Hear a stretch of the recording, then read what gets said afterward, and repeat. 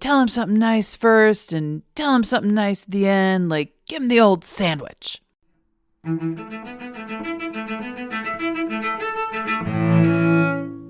Hello and welcome to Unleaderly, the podcast that looks at the world through a leadership perspective. My name is Barbara Iverson and I'm your host. Today we're talking about giving and receiving feedback, specifically structures and tips for how to do it well. But first, a quick note. Giving and receiving feedback is hard. It's really hard, and most people are not trained on how to do it well. It's usually something that we've picked up from whatever our culture or the people around us, maybe our school, maybe our company. There's a lot of companies that say that they're feedback culture, that they have a feedback culture, but they actually don't. They don't have a clear structure on how to give and receive feedback.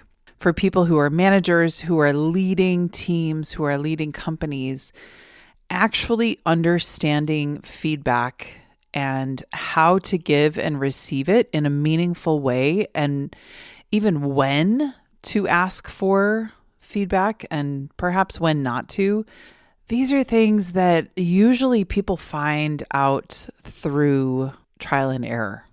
Doing it, finding out that it didn't go very well, or ignoring it, truly. I think there are so many places, even those that say they have a feedback culture, there are so many organizations that are led by people who have really no idea how to give or receive feedback. They've never learned it. They've never really done it. They do an occasional attaboy, attagirl, if that. And I'd like to change it. It's one of the reasons that I'm covering this today on the episode, because I think the more we talk about tools, and listen, the tools that I'm going to offer you are not what you have to use. I think the two of them are good. As time goes on, there may be something better. It's really a valuable tool to have, to be able to give and receive feedback, and to actually talk about giving and receiving feedback. Because as we'll discover through the course of the show, it's really important to have a common language, a common vocabulary around feedback, and a common understanding of what to do with it, how to receive it, what that should look like. Because I don't think it's intuitive, really. I think that our natural response is to become defensive and to try to justify our words or actions. And receiving feedback well actually requires not doing that. We'll get into that. But before we get started, it was important for me to say that this is a tool that I think all leaders and managers can learn from and practice with and iterate and learn to do well and always improve. Because it's what also teaches them their team members, who are tomorrow's leaders and managers. It teaches them how to do it. I think for many of us, we have not been taught very well how to give feedback, and our cultures may have a lot to do with that. Feedback is one of those hard things because we tend to think of it only negatively. And honestly, today, I'm really only going to be talking about constructive, or essentially what you could think of as negative feedback. Positive feedback, I think there's also plenty of ways that we can grow in offering that to people, but it's much more difficult to give and receive and talk about constructive or negative feedback. So that's what I want to do today. I remember there was someone I worked with quite a number of years ago who was talking about the fact that he had to give feedback to somebody that was on his team. And he talked about how he offered some constructive thoughts or reported to the team member something that he had done wrong.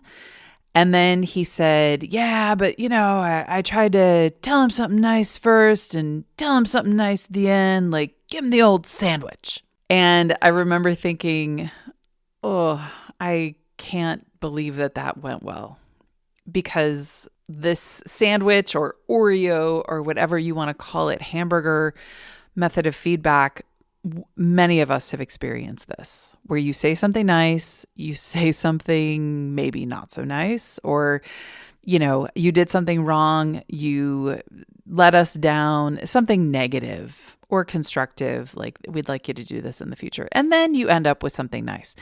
The thinking behind it is, well, if I say nice things on either side, that's what they'll remember. But of course, that's not what we remember. There's been plenty of psychological studies done that people replay negative thoughts and negative words way more in their heads than they do positive. So we know that this hamburger way does not work. And things like unsolicited advice, if I were you, I would, that doesn't really work either, because unsolicited advice rarely is accepted because it's unsolicited. If I wanted to know what you would think or what you would do, I would simply ask you. But I haven't, so I don't want to know. Because there are people who ask us for advice when they respect us and when they really are at a place that they need assistance or advice or help or support or whatever. Then they're asking those questions. Some cultures really approach direct negative feedback in a much more straightforward manner. Erin Meyer's book, The Culture Map, has a whole section on direct and indirect negative feedback. And as an American, we are much more conditioned to expect indirect negative feedback. We want it to be couched in a lot of pillows and softness, because that hamburger mentality, that sandwich of like good, bad, good, is cultural for us. I don't know where it started, but it's been around long enough that even though it doesn't work, it's what people expect. Whereas you have other cultures, I live in Germany. Germany is much more along the spectrum toward direct negative feedback. I had a few friends who lived in Bavaria, which is a very frank, straightforward, you're doing it wrong part of the country. Sorry, Bavarians, you know it's true. And one of them was an avid baker. And she was a wonderful cook. She made really, really delicious food. And she was one of the softest, kindest, gentlest people I've ever known. And a third friend of ours told us a story about how this friend who was so kind and gentle made a cake for a German friend of hers for her birthday.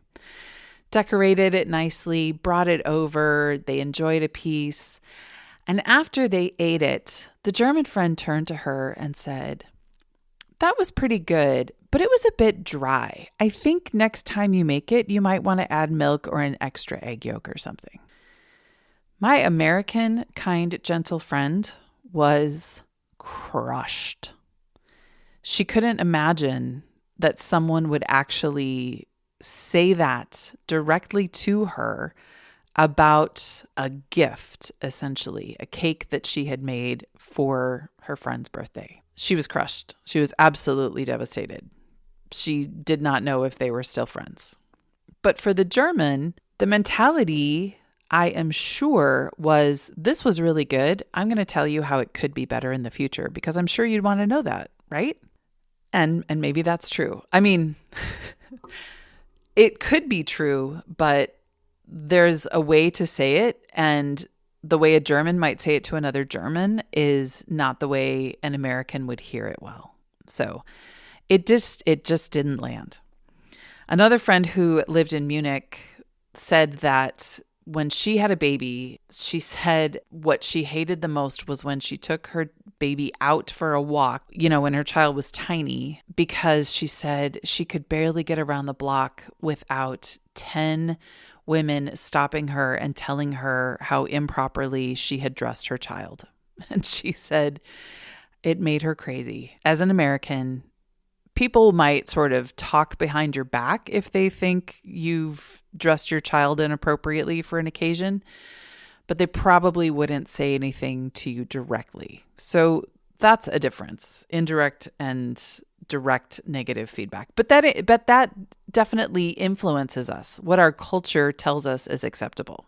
But let's talk about the point of feedback. Feedback is, so again, constructive, and let's think of it as constructive. The point of telling it is you are telling someone something that they probably didn't know, because if they did know it, you assume that they would change. Just the way that my friend's German friend told her, this cake was not very moist. This is how you could improve it in the future. It's telling them, if you obviously didn't know, I'm going to give you the information. It's ways to improve.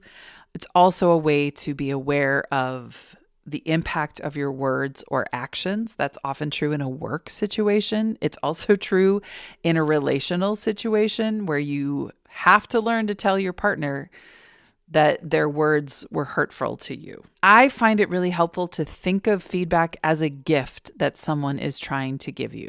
That may be hard to hear, but it's meant usually in the best way. It can also be kind of messed up the way people approach it. But in most cases, I think feedback is given to give you information that you didn't have before so that you can change, or so that you can decide if you want to change.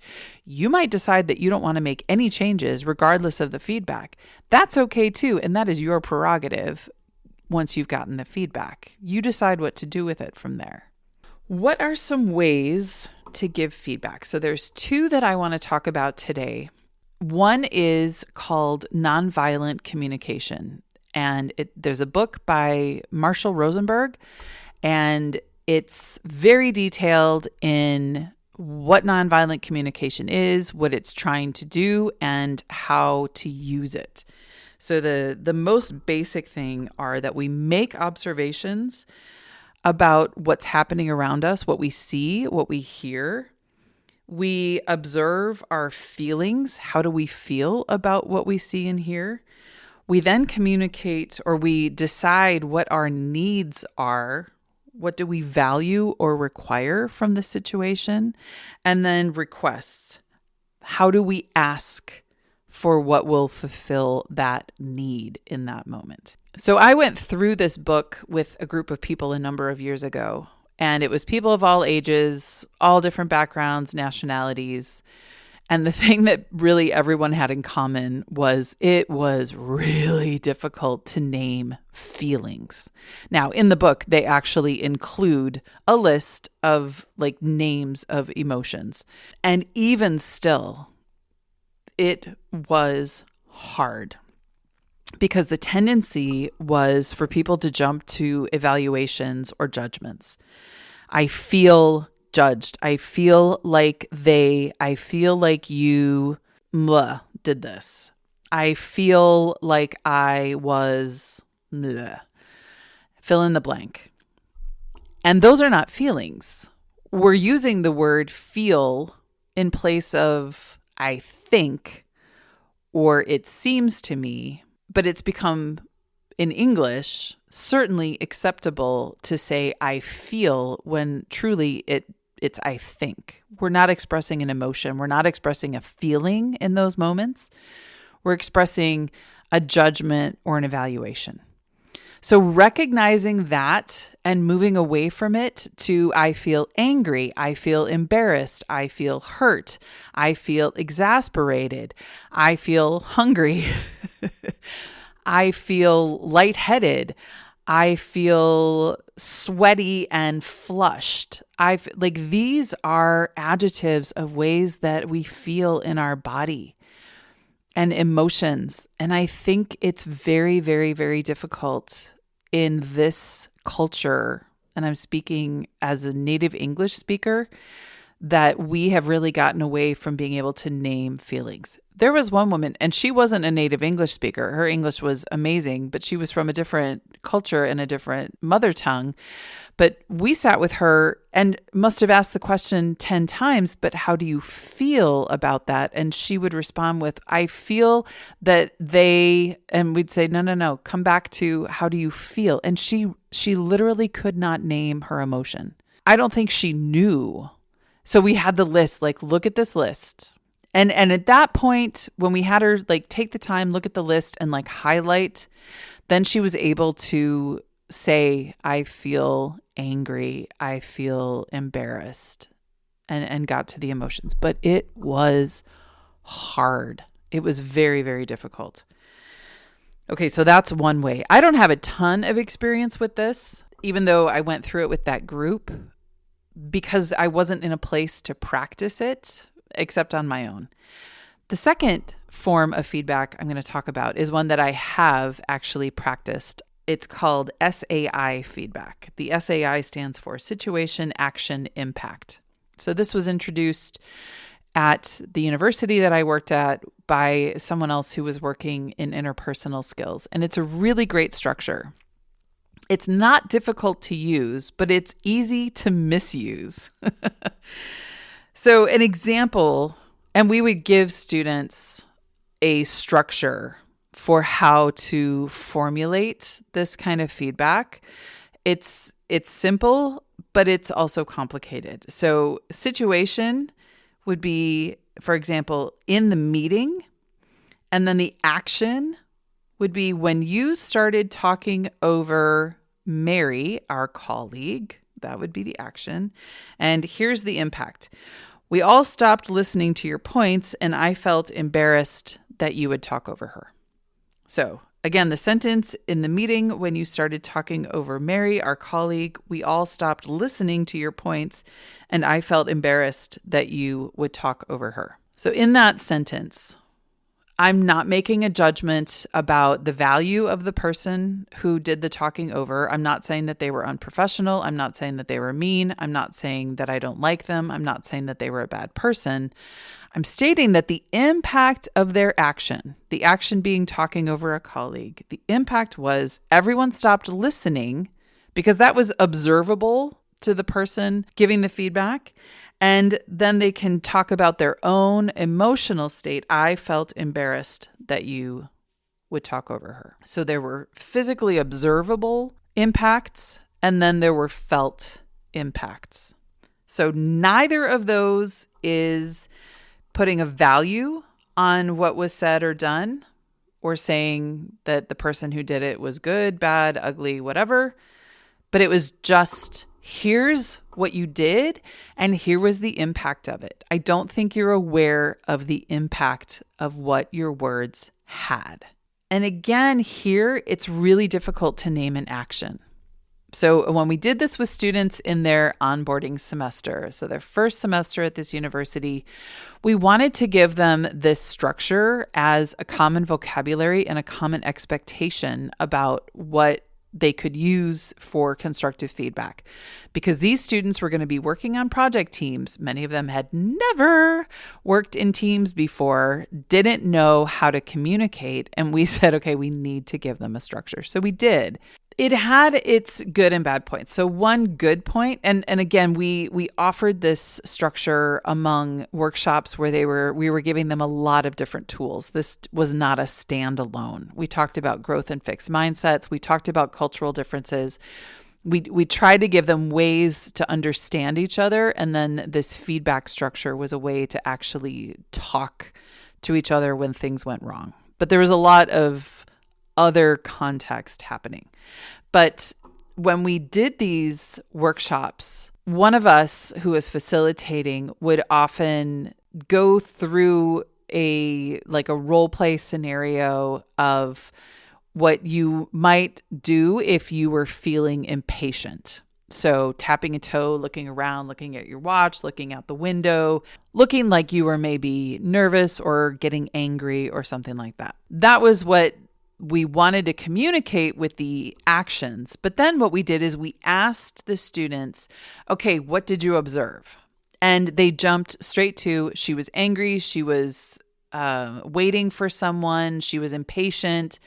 We're like, no, like what actions did you observe? Yes, she was impatient, she was looking at her watch. And then when they said looking at your watch, yes, looking at her watch. Okay, that's an action. So we could write that on the board. What else did you observe? And then they got the hint that we're looking for what was done, not our judgment or valuation of what was done, not our assumptions about what it meant, but instead what was the action itself. And the idea, of course, behind that was to be able to, as with nonviolent communication, place ourselves in the role of the observer.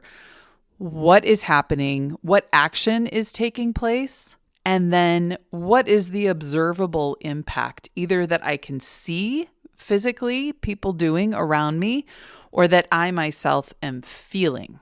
So to be able to communicate impact and actually action without judging or evaluating is very, very difficult because we tend to read actions and interpret words and assign meaning to them, assign intention, assign the will behind it. What's the person actually trying to say?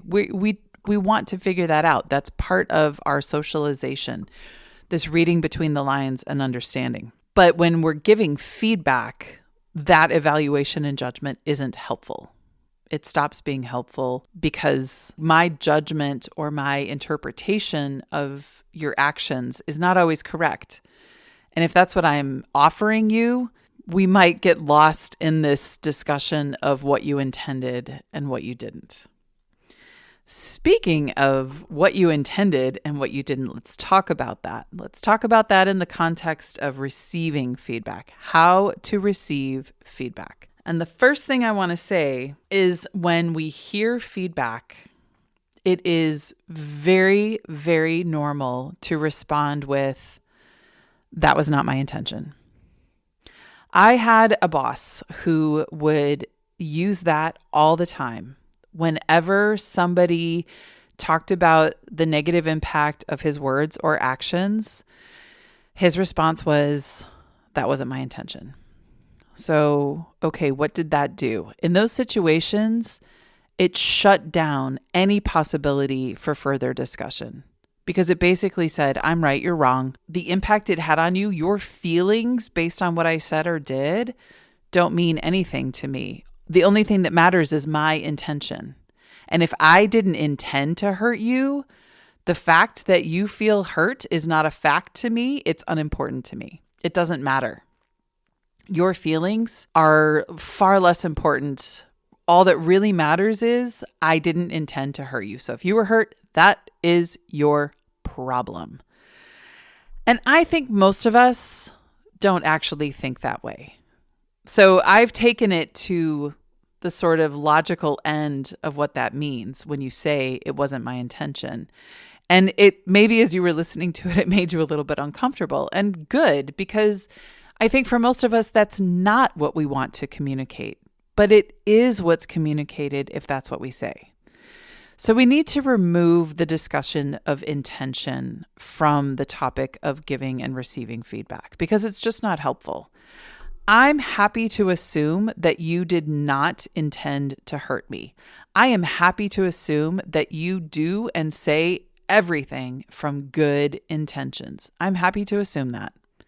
I don't assume that people walk around with bad intentions. I actually don't. But our words and actions do sometimes, often, have negative impact on people because we're simply not aware of how they hear it, or that maybe we've had poorly chosen words that we've said, or we've done something that we're just completely unaware of the impact it had on the room.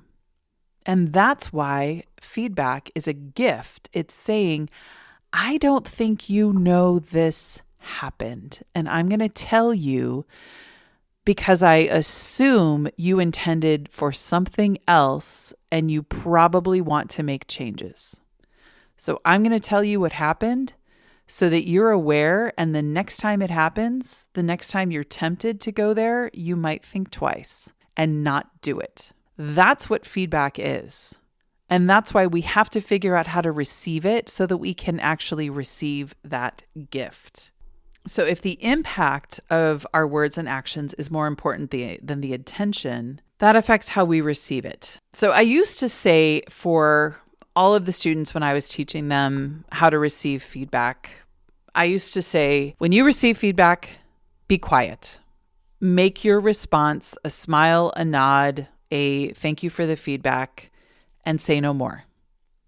Because what was happening at this university is students were coming to me and my colleagues saying, I hate SAI feedback. It just doesn't work. I hate it. And so I would ask them a few questions like, okay, tell me about when you were using it with your team. who was the one giving it? Okay, this person was giving the feedback. Great. What happened when the other person was given feedback? What did they say? Oh, they started explaining why they did it. Uh-huh. And then what happened? Well, then everybody started arguing. Yep. That's what will happen because it's a defense mechanism. Maybe they said it wasn't my intention, or maybe they gave an excuse. It was because of this. Not helpful, never helpful. And it turns the whole thing into an argument because now the person giving the feedback is trying to justify their perspective. And the person who was receiving the feedback, instead of looking at it as a gift, they look at it simply as a criticism that must be answered. So their ego is getting in the way, and their desire to feel better about this and not have to look at their words or actions is getting in the way. So what I used to tell students is always receive feedback with a smile, a nod, and walk away. Walk away for 2 minutes, 2 hours, 2 days, but walk away because there's something magic in that time. I remember one of the project teams had this huge conflict one time, and I was their team coach. So we would meet regularly, and I'd facilitate discussions of what was going well and what wasn't going well, and some of the hard conversations that needed to happen. Super fun job. And one team told me about how one of the team leaders he was telling me the story. He said that someone on the team had given him feedback that was very painful for him to hear, and he was very upset about hearing it. And he remembered what I had said about not responding, and he decided to walk away and not discuss it anymore. So this was on a Friday. And he said over the course of the weekend, his perspective changed completely, 180 degrees. He was super mad on Friday, but by the time he came back in Monday morning to work with his team, he realized that the woman who gave him feedback was absolutely correct and that he needed to hear it, that they'd been going in the wrong direction and he was the one who was going to have to turn the boat around. And if he hadn't listened to her, they would still be going in the wrong direction, and it would be much worse, much more expensive, and much harder to change. And so he was so grateful. But he also was saying to me, like, this is incredible because it was that time that allowed me to think about it. So at the time when I was explaining this to students, I really would talk about it as like this sort of mysterious magic time of space between receiving the feedback and actually addressing the feedback. And not all feedback has to be addressed, by the way. Some feedback you can just take on and say thank you, and you never have to do anything with it. Maybe internally you'll decide to make a change. Maybe you won't. But there's other feedback that you get that you do really have to act on. You need to find a way forward with your team, or you need to find your way forward with your partner, because SAI is something I've also used in my private life, and I encouraged students to do it as well. The more I used it also in my private life, the more I realized I don't always have to have that magic space. What's the difference? And I've realized what the difference is. The difference is what my body tells me. So if I receive feedback and I immediately feel this heat in my body, like rising from my chest, up my neck, into my face, up to my head, maybe my heart starts beating faster. Maybe my hands feel cold or like clammy. Maybe my pits start sweating. Whatever my body is reacting, if I'm getting that kind of reaction out of my body, that is the signal that you need to not say a word after getting this feedback. Let them say what they're going to say. Listen as best as you can with all this other physical woo woo woo, all these sirens that are going off in your body, but listen as best as you can. If this is the response of my body, hot, cold, sweaty, clammy, heart racing, I need to find a way to regulate myself first before I respond. What that means to regulate might mean you need to go outside and touch grass. You might need to have a snack. You might need to lift some weights. You might need to take a walk. You might need to take a nap. You might need to read a book. You might need to eat a piece of cake or have a coffee. Whatever you need to do to calm yourself. Once you're calm, now you can start to let that feedback sink in and reflect and say, what's true about this? What's not true about this? What do I need to take from this? What do I not need to take from this?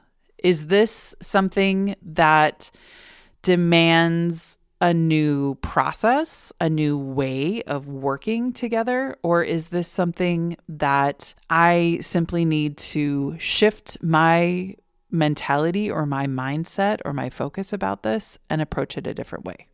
That's something you have to decide, and you either make that choice within yourself, or then you can go to the person who gave you the feedback, or maybe your whole team, depending on what the feedback was, and talk about it and find a way forward together.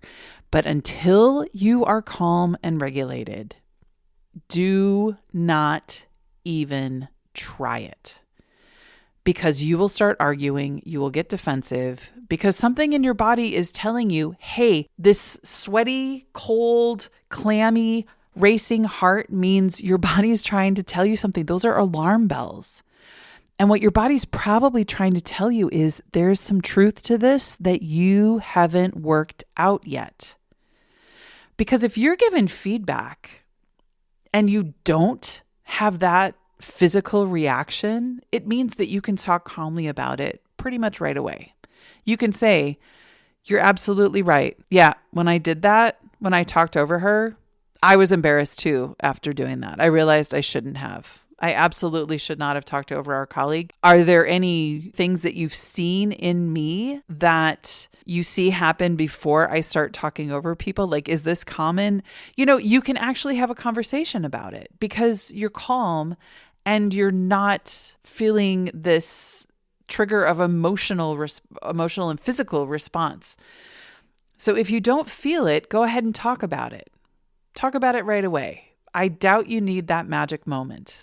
If you want that magic moment, take it too. But if you are feeling alarm bells in your body, that's your body telling you, you've got something you need to look at here because it's an uncomfortable truth and you either deal with it or not, but don't keep going down this road. I have a suggestion for people who are leading because, of course, feedback is something that anyone can give to anyone in any part of their life. I mean, you can try.